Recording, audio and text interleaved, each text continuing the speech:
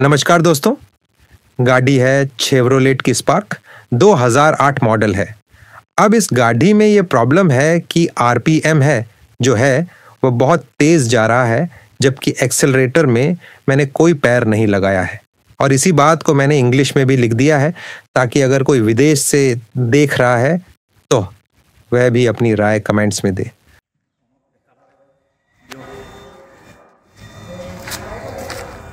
Start.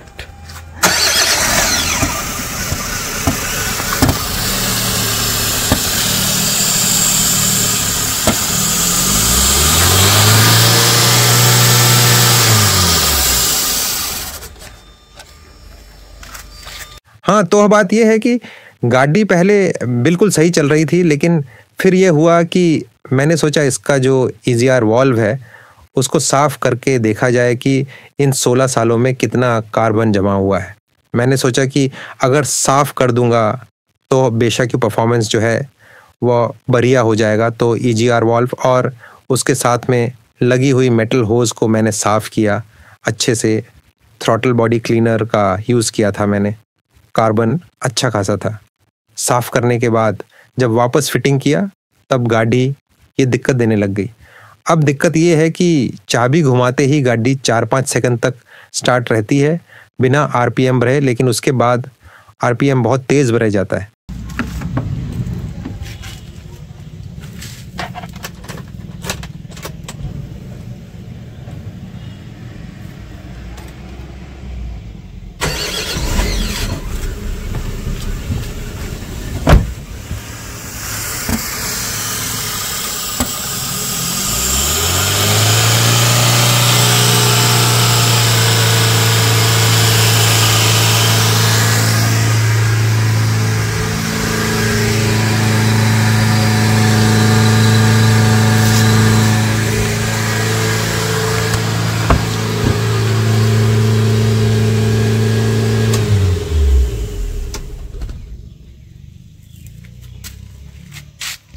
अभी गाड़ी में आरपीएम मीटर नहीं है, वरना पता लगता कि कितनी जा रही है।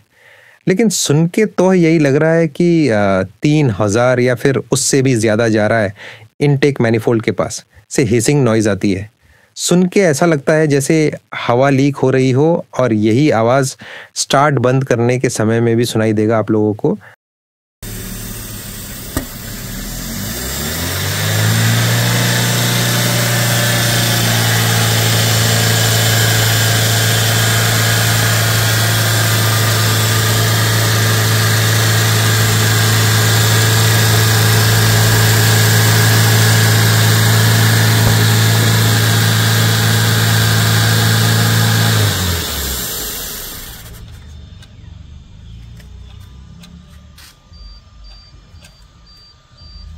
गाड़ी एक हिस साउंड करके बंद होती है।